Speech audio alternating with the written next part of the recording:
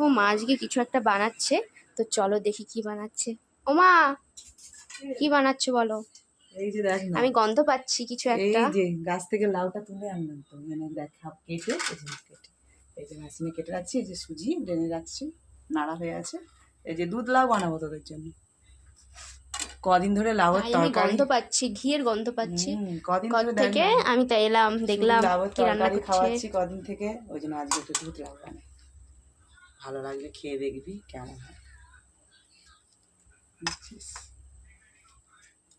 লাউটা সিদ্ধ হয়ে যাক, তারপরে শেষে একটু সুজি দেবো, আর চিনি তো এখন দেবো না, সেদ্ধ হবে, এই জন্য সেদ্ধ করছি দুধের মধ্যে।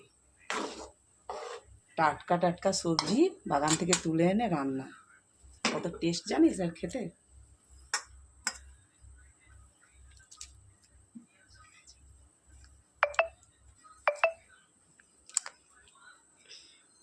আজকে রাত্রে কিন্তু এটাই খাবার, এটা খেয়ে ঘুমাতে হবে, আজকে আর অন্য কিছু হবে না।